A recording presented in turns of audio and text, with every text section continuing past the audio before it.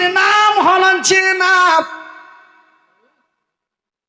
ওই যে মেয়েটা, একটা ছেলে একটা মেয়ের সাথে পরিচয় ঘটলো। দিনের পর দিন যায়, রাতের পর রাত যায়, অতি কাছাকাছি নিকটবর্তী হয়, একজন আর একজনকে চায়, কিন্তু তাদের বিয়ে হয় নাই। এই মুহূর্তে যেই মিলনটা হয়, এই মিলনের নাম হলো জিনা। তবে শুধু মিলন করলেই জেনা হয় না রে, আল্লাহ তার রাসূলের বিধানের মধ্যে আবু হুরায়রা থেকে নিয়ে বিভিন্ন নবীর সাহাবী থেকে বর্ণিত রয়েছে, তাবেঈন থেকে বর্ণিত রয়েছে। ভাই গো, একজন নারীর দিকে দৃষ্টিপাত করে তাকার নাম হলো জেনা। জেনা চোখের হয়, জেনা মনের হয়, জেনা হাতের হয়, জেনা পায়ের হয়। জিবরাইল বলেন, নবী গো, ওই যে মেয়েটা বেহায়া বেপরোয়া নির্লজ্জ হয়ে আল্লাহর জমিনে চলেছে, এখানে ওখানে বাজারে ঘাটে অফিসে আদালতে শ্বশুর বাড়ি মায়ের বাড়ি যেখানে গিয়েছে এমনই বেহায়া বেলজ্জা হয়ে গিয়েছে, রঙ্গ কইরা গিয়েছে। লক্ষ কোটি পুরুষ তার দিকে দৃষ্টি আকর্ষণ করেছে। নবী গো, প্রত্যেকটি দৃষ্টিতে একটা করে বাচ্চা দেওয়া হয়েছে, বলে নাউজুবিল্লাহ।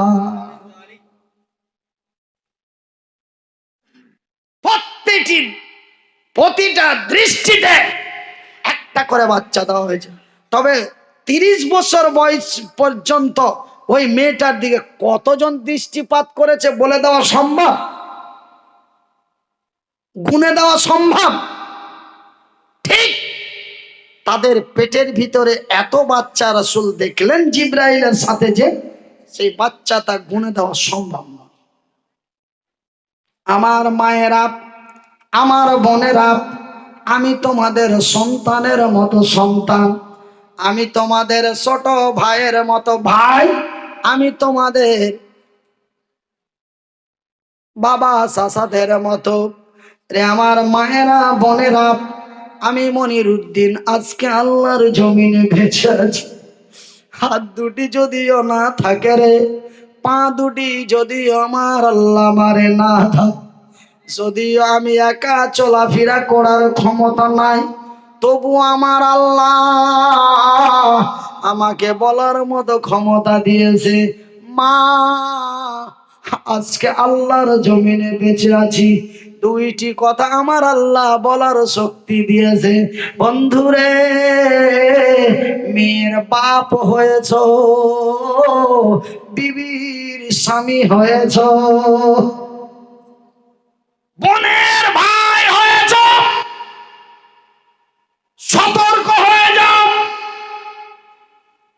ওই মেয়েটার সাথে তোমাকেও আল্লাহ জাহান্নামে ঠেলে দেবে। কেন? একজন নারী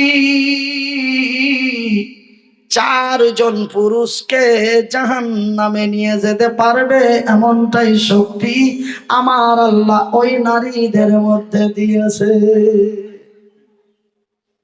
সেহেতু বাজান, যারা নারীর স্বামী হয়েছ, যারা নারীর বড় ভাই হয়েছ, যারা নারীর বাপ হয়েছ, একটু সতর্ক হও। মেয়েটা যখন বাড়ি থেকে বেরিয়ে যায় একটু লক্ষ্য করিও। হারে মা, এমন রঙ্গ কইরা কোথায় যাবি? তুই যে মায়ের জাত, তোর পায়ের নিচে যে আমার জান্নাত, কেনই তুই এমন করিস রে মা? এই বলে মেয়েটাকে খোঁটা দিয়ে তার সতর্ক বার্তা দাও। কেন? তুমি যে ওই মেয়ের বাপ, তুমি যে ওই মেয়েটার স্বামী, তুমি যে ওই মেয়েটার ভাই, তুমি যে ওই মেয়েটার শ্বশুর।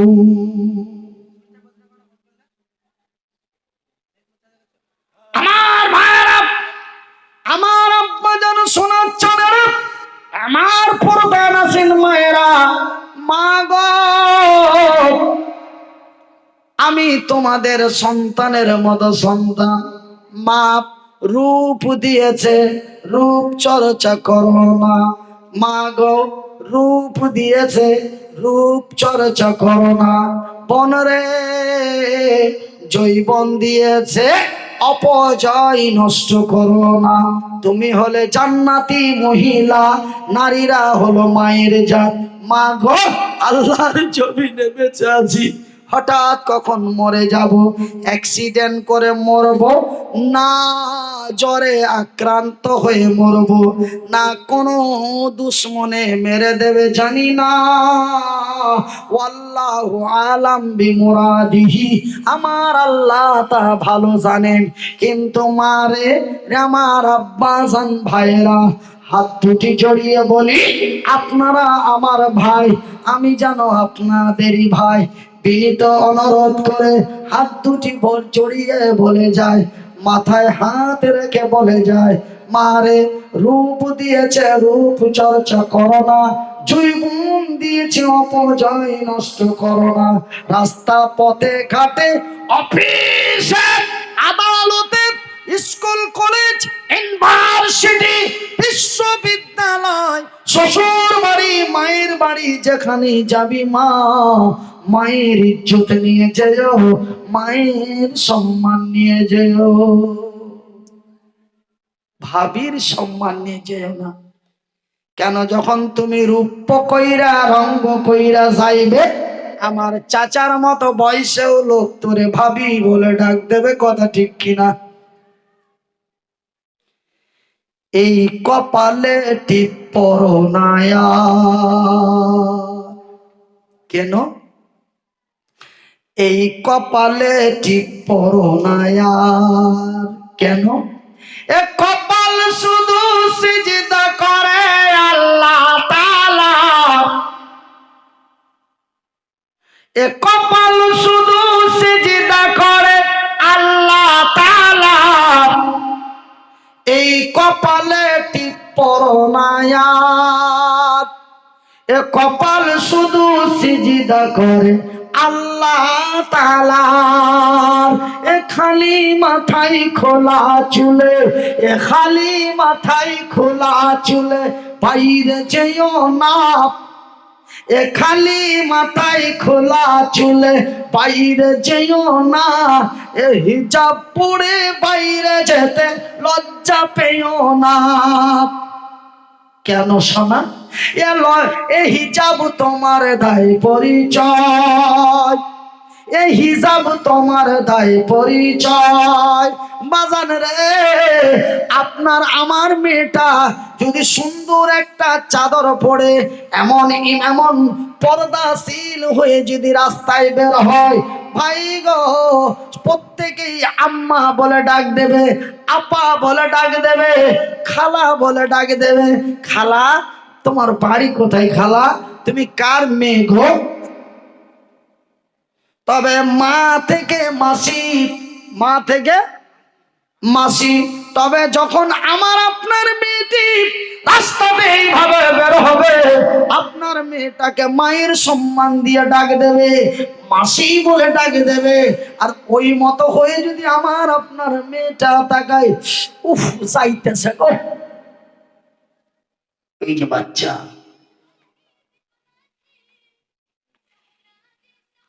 ওই যে বাচ্চা,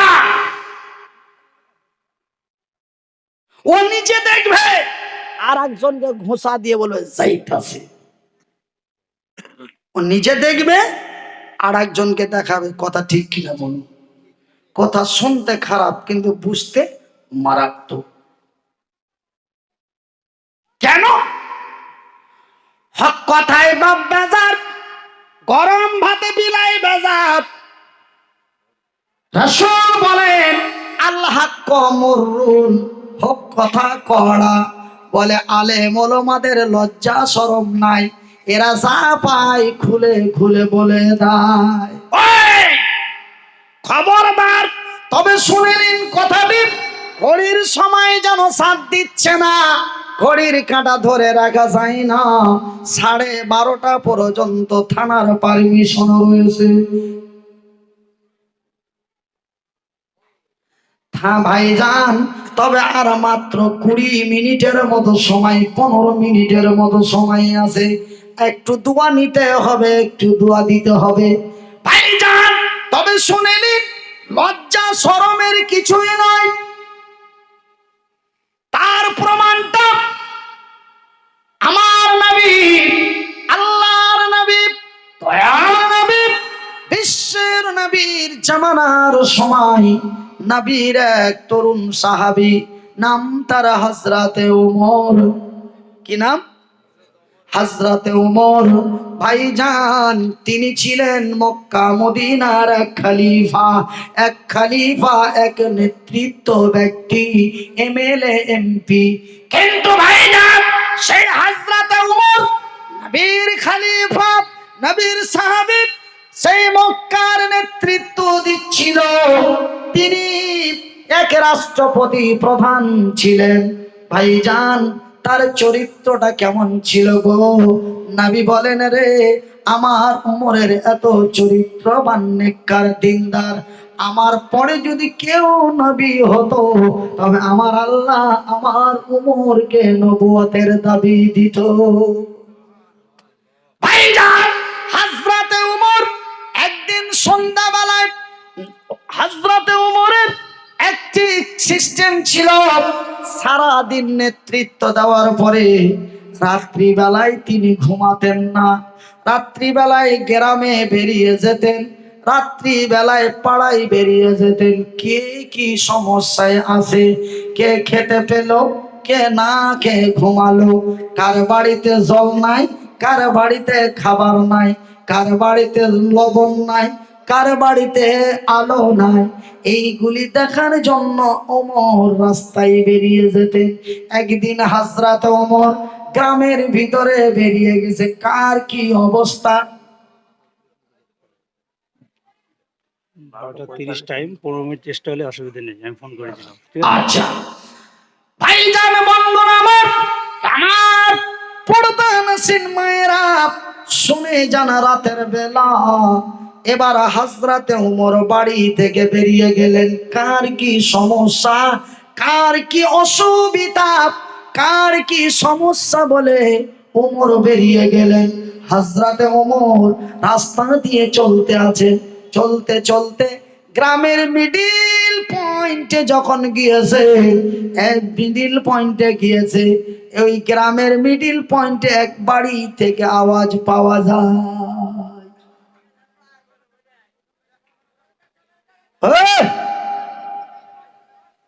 ওই বাড়ির ভিতর থেকে এক মহিলার আওয়াজ পাওয়া যায়। সেই রাত, গভীর রাত, নাম আমার নবীর সাহাবী হযরতে ওমর এমন ডিউটিতে বেরিয়ে গেছেন, আর ওই গ্রামের মধ্যস্থল এক বাড়ির ভিতর থেকে এক মহিলার আওয়াজ পাওয়া যায়। সেই মহিলাটা যেন খুব চিৎকার করে, একবার খাটের এই পাশ দেয়, একবার খাটের এই পাশ দেয়, একবার খাট, একবার বালিশ জড়িয়ে ধরে, একবার খাটের পাশে জড়িয়ে ধরে, আর বলে আল্লাহ, আর সইতে পারি না, আর সহ্য হয় না, একবার যদি মধুর মিলন হতো, না জানি জীবনটা ভরে যেত। আল্লাহ, আর সইতে পারি না, আর সহ্য হয় না।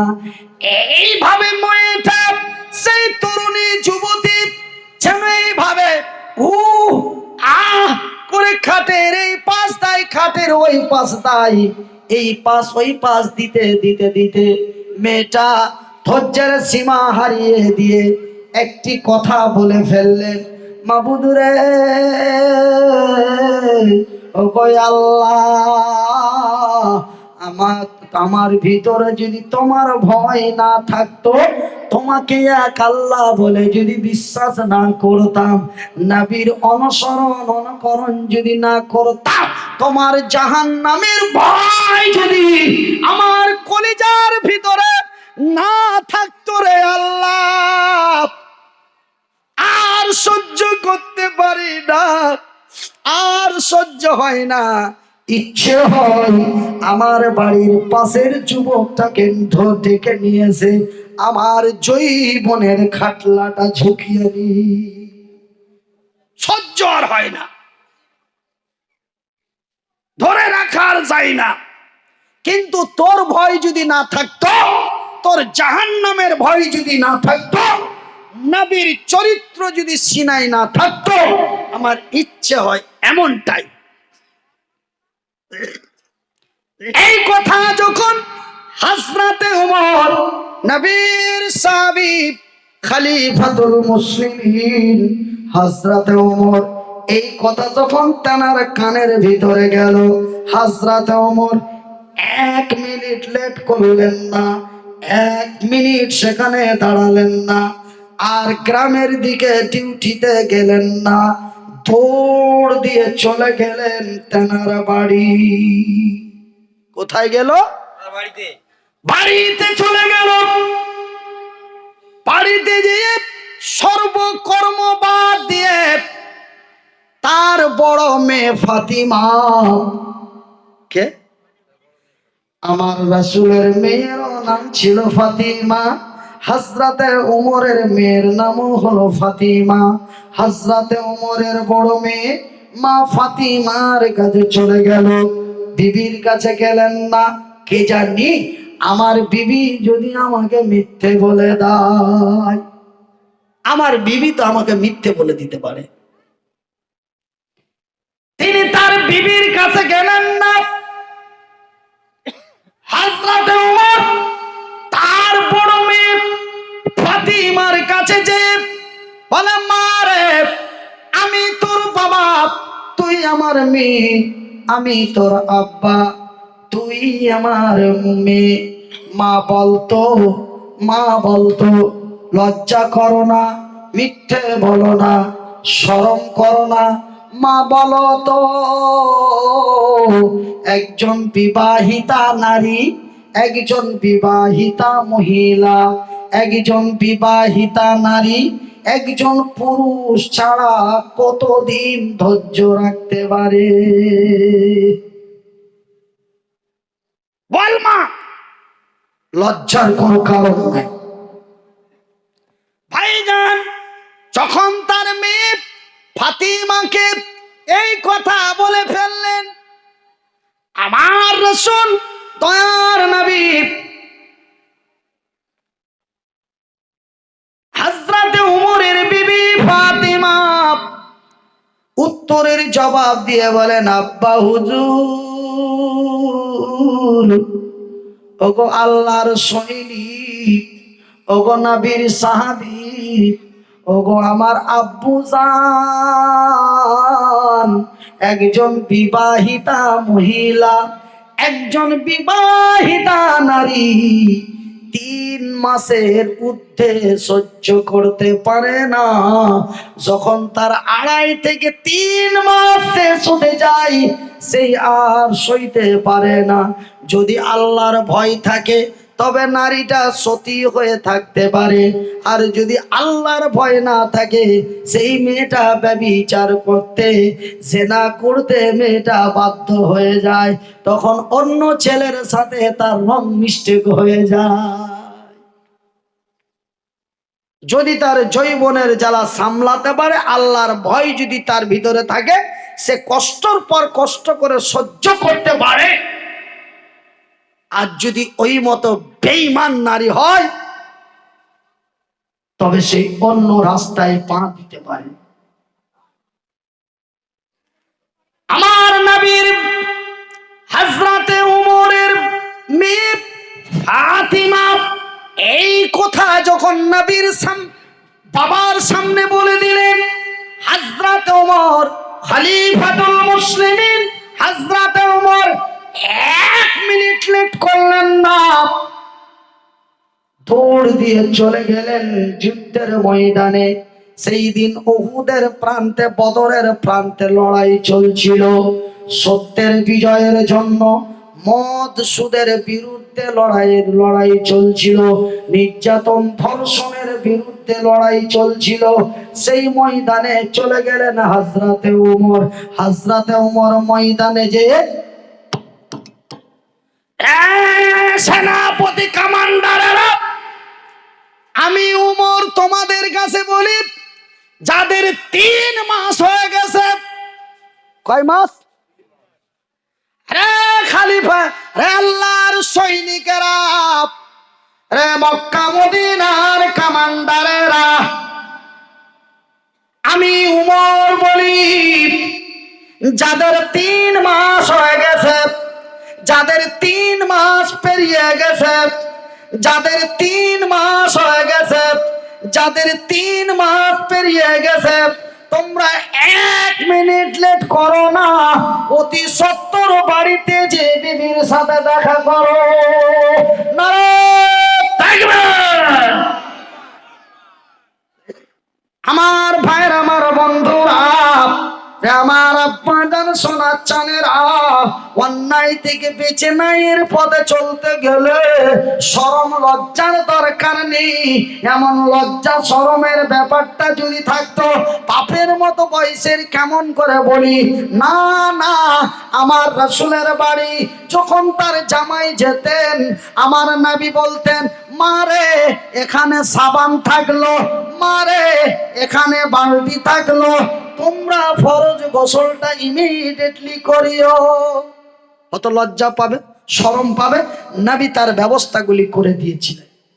কিন্তু অপবিত্র থেকো না, অপবিত্র থেকো না।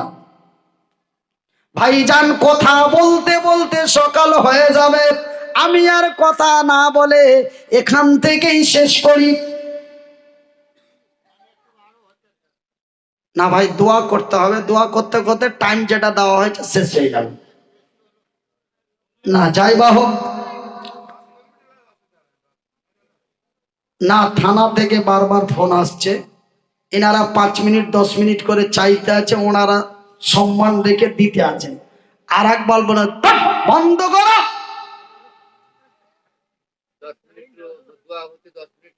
হ্যাঁ, দোয়া করতে লেবে যেতে অটোমেটিক হয়ে যাবে সময়। সেহেতু দেখা গেল যে আমাকে যে টাইমটা দিয়েছে ওই টাইমটা যদি ওয়াজেই শেষ করে দিতে হবে, দোয়াটাতে চাপ পড়ে যাবে। সেহেতু আমরা যতটুকুন শুনেছি, এতটুকুনের ওপরে যদি আমরা আমল করি, নিশ্চয় আল্লাহর জান্নাতি হব। জোরে বলি ইনশাআল্লাহ।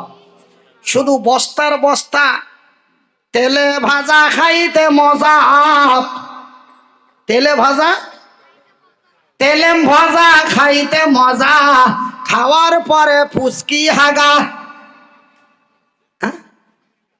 খাইলাম, খুব মজা লাগলো, একদম দিলাম।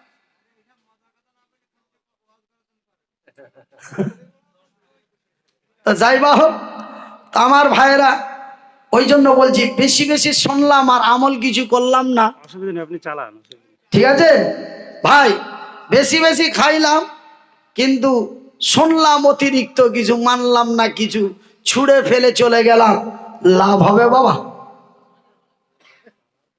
তবে একটা কথা শুনেলেন, দোয়া তো করেই দেবো। যিনারা আমার দোয়া নিবেন, যিনারা আমাকে দোয়া দিবেন, আপনারা সুন্নতি তালিকায় যে যেখানে আছেন এসে বসুন। তো আপনাদের বসতে বসতে আমি একটা কথা বলে দিই। বাপ আর ছেলে গিয়েছে জলসা শুনতে। কি শুনতে? জলসা শুনতে। এই জলসা শুনে বাবা লাভ হবে না, শুধু হুজুরদের গাড়ি বাড়ি হবে, আপনাদের কিছু হবে না। এই ওয়াজ যদি শুনেন, কোন ওয়াজ? বাপ আর বেটা দুইজন গেছে ওয়াজ শুনতে, হুজুর ওয়াজ করছে। কি করছে?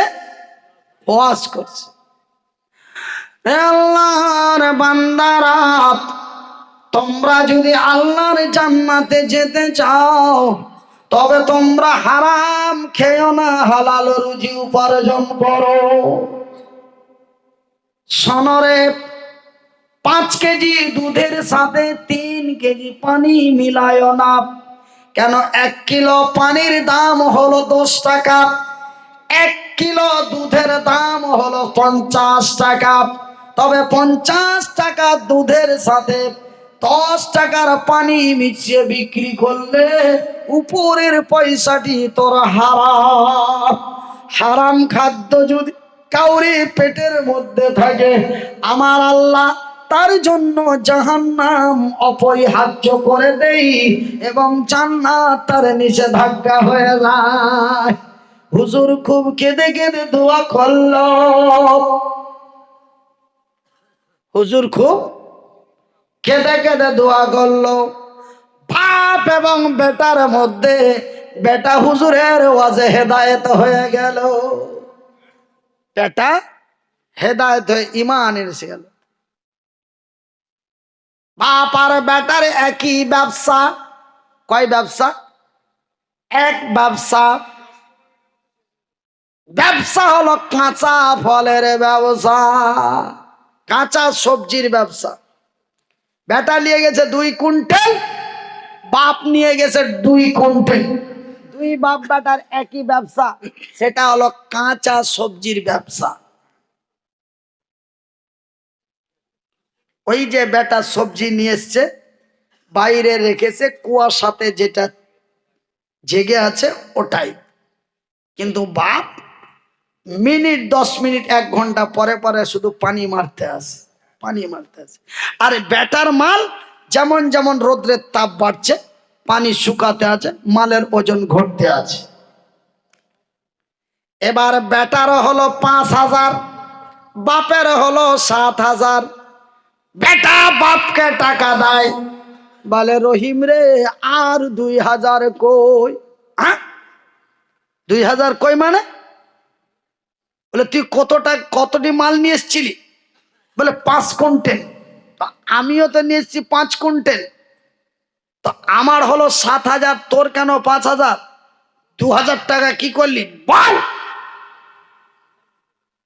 বলছে আল্লাহর কসম দিয়ে বলি, সৃষ্টিকর্তার কসম দিয়ে বলি, আব্বা আমি একটা চা পর্যন্ত খাই নাই। আমি সেন্টুর দোকানে চা খেয়েছি, বলেছি বাবা দিয়ে দেবে। আমি 1 টাকা খরচ করিনি বাপ। তবে 2000 কই? যখন বাবা কড়া মেজাজ দিয়ে তার হিসাব নিতে গেছে, ছেলে বলছে আব্বা তুমি সকাল থেকে মাল শেষ পর্যন্ত কবালটি পানি মেরেছো। কবালটি পানি মেরেছো?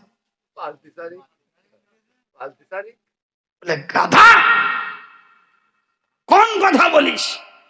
বলে আব্বা আমি 1 গিলাস পানিও আমি মারি নাই।